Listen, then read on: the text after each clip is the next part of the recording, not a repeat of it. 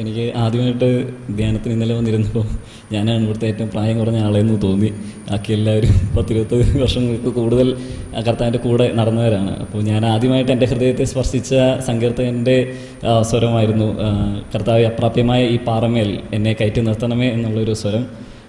അതിനുശേഷം ഈ ഒരു കർത്താവിൻ്റെ ശക്തി, even he can transform molecular transformations വരെയും നടത്താൻ ദൈവത്തിന് സാധിക്കും.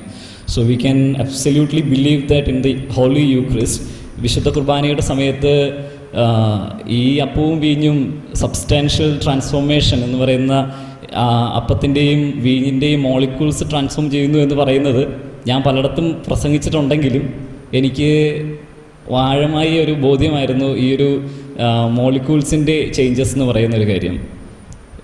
പിന്നീട് ഈ ഒരു പല സമയങ്ങളിൽ എൻ്റെ മനസ്സിലുണ്ടായിരുന്നത്, മറ്റുള്ളവരിലേക്ക് ക്രിസ്തുവിനെ കൊടുക്കാനായി എന്ത് ചെയ്യാമെന്നത് ഞാൻ പലപ്പോഴും ആലോചിച്ചിട്ടുണ്ടായിരുന്നു. പക്ഷേ ഇന്ന് എനിക്ക് കിട്ടിയ വലിയ ശക്തമായൊരു ബോധ്യം, കോണ്ടംപ്ലേഷൻ്റെ സമയങ്ങളിൽ ഞാൻ ദൈവവുമായിട്ട് ചേരുമ്പോൾ എന്നിൽ നിന്നും ഒഴുകുന്ന ശക്തി ലോകത്തിൻ്റെ അതിർത്തികൾ വരെയും കടന്നു ചെല്ലും. ഞാൻ ആ സമയത്ത് ബ്രദർ പറഞ്ഞ സമയത്ത് എൻ്റെ മനസ്സിൽ ഭയങ്കരമായിട്ട് തെളിഞ്ഞു വന്നതും, അച്ഛൻ അത് കഴിഞ്ഞതേ ഹോംലിക്ക് പറഞ്ഞതും ഫ്രാൻസിസ് അസീസിയുടെ കാര്യമാണ്. ഫ്രാൻസിസ് അസീസി മറ്റൊരു കാര്യങ്ങളും ചെയ്തില്ല. ഫ്രാൻസിസിൻ്റെ ഉള്ളിൽ ക്രിസ്തുവിനോട് ചേർന്ന് നിന്ന സമയത്ത് ഇപ്പോഴും ഫ്രാൻസിസിൻ്റെ അലയടി ഏറ്റവും കൂടുതൽ ശക്തമായിട്ട് അലയടിക്കുന്നതല്ലാതെ അവിടെ ഫ്രാൻസിസ് ഒന്നും ചെയ്തിരുന്നില്ല. ഫ്രാൻസിസ് കർത്താവിനോട് കൂടുതൽ ചേർന്ന് നിന്നു. അന്നേരം എൻ്റെ ഉള്ളിൽ നമ്മൾ കർത്താവിനോട് ചേർന്ന് നിൽക്കുക എന്നുള്ളതാണ് ഏറ്റവും പ്രധാനം എന്നൊരു ചിന്തയും കൂടി ഉണ്ടായി. Praise the Lord.